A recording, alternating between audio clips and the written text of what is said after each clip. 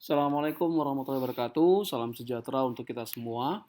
Kembali saya Catur Sasongko hadir kali ini akan menjelaskan video pembelajaran singkat tentang metode penganggaran modal atau capital budgeting, dan metode pengambilan keputusan yang saya akan bahas adalah metode periode pengembalian atau payback period. Metode-metode lainnya akan saya jelaskan di video-video berikutnya. Ya, jadi kita fokus sekarang ke capital budgeting dan pengambilan keputusan dengan menggunakan metode periode pengembalian atau payback period. Oke, jadi ada pengambilan keputusan dalam capital budgeting project ya, atau proyek yang durasinya itu lebih dari 1 tahun pelaksanaannya atau manfaat yang diberikan ke perusahaan. Nah, untuk menentukan apakah sebuah proyek layak untuk dijalankan atau tidak dijalankan, itu kita bisa menggunakan model non diskonto.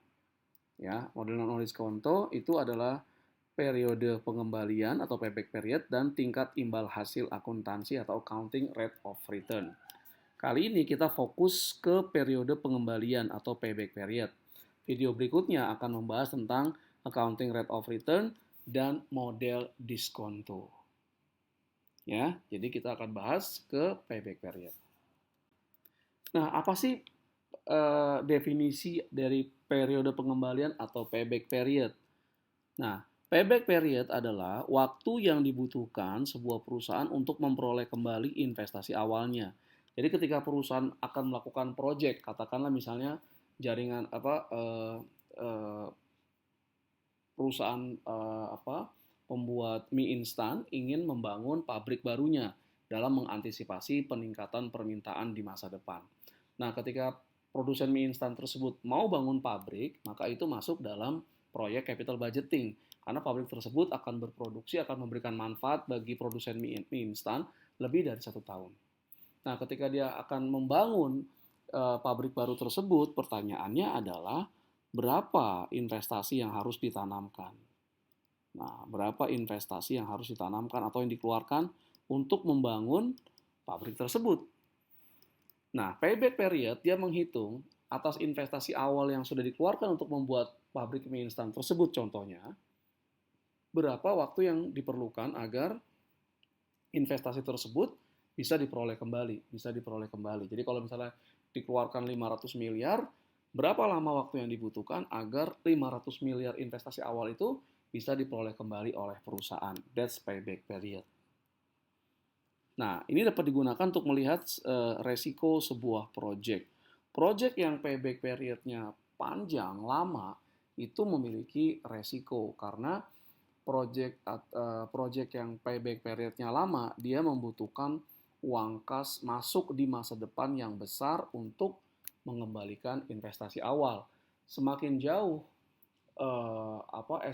semakin jauh tahun yang kita akan estimasi arus kasnya, semakin besar resiko uang tersebut tidak akan diterima.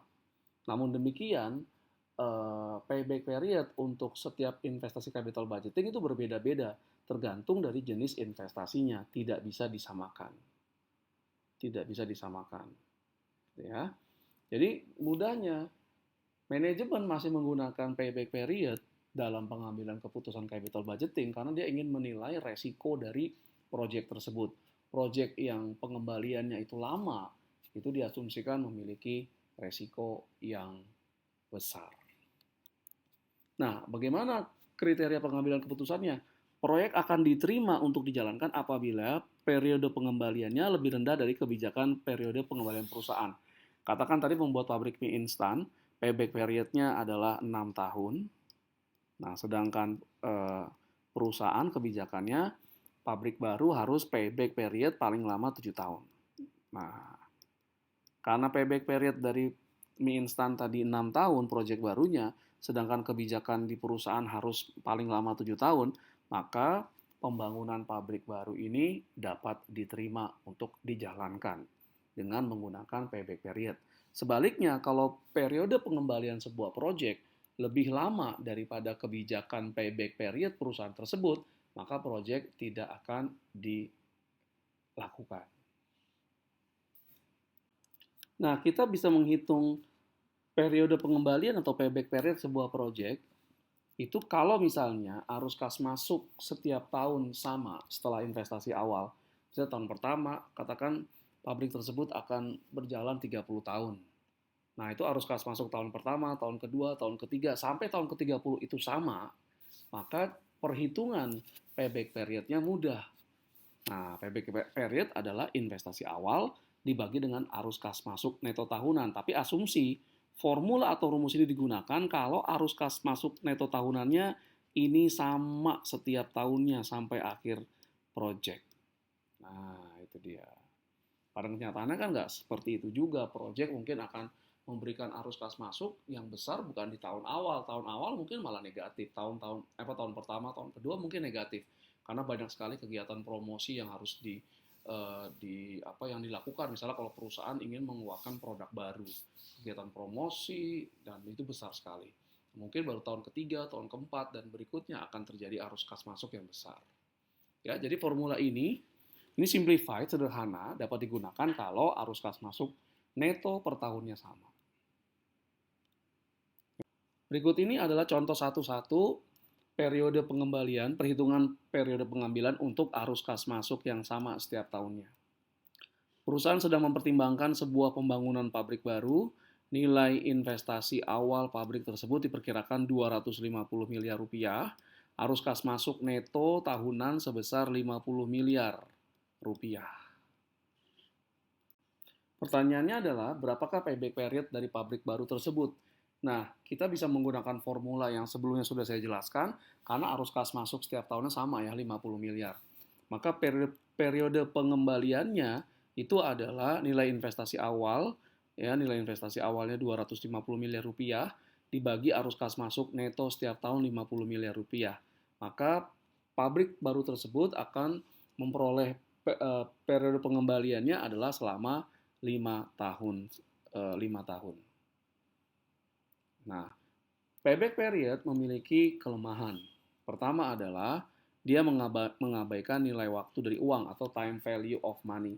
Jadi uang katakanlah 50 miliar yang diterima tahun pertama, tahun kedua, tahun ketiga sampai tahun ke-30 itu dengan metode payback period itu nilainya dianggap sama. Jadi dia tidak melihat time value of money. Padahal kita belajar bahwa 50 miliar tahun pertama dan 50 miliar tahun ke-30 itu nilai sekarang atau present value-nya itu berbeda. Nah, ini kelemahan dasarnya. Kelemahan yang berikutnya, dia mengabaikan arus kas setelah periode pengembalian dicapai. Katakanlah sebuah proyek 10 tahun. Kemudian setelah 4 tahun, dia sudah payback period. Nah, arus kas dari tahun ke-5 sampai tahun ke-10 itu tidak diperhitungkan dalam payback. Nah, mungkin ada proyek-proyek yang arus kas awalnya itu kecil nilainya, tapi dia arus kas di akhir-akhir tahun, di tahun belakangan dia besar. Maka nanti akan terjadi distorsi, bisa jadi akhirnya hanya memilih project yang cepat payback period, tapi profitabilitasnya rendah. Nah, ini kelemahannya. Adapun keunggulannya adalah payback period itu mudah untuk dihitung. Kita tidak perlu menghitung time value of money, berarti kita tidak perlu menghitung discount rate yang akan kita pelajari nanti dalam metode net present value. Oke. Dengan demikian berakhir sudah presentasi saya terkait dengan metode capital budgeting, pengambilan keputusan penganggaran modal atau capital budgeting dengan metode payback period atau periode pengembalian. Jangan lupa untuk mengunjungi perbisalemba.com, dapatkan buku-buku original dengan diskon-diskon khusus, dan jangan lupa untuk mengunjungi e-learning.perbisalemba.com. Nah, ini materi lengkapnya ada di e-learning.perbisalemba.com di manajemen keuangan ya.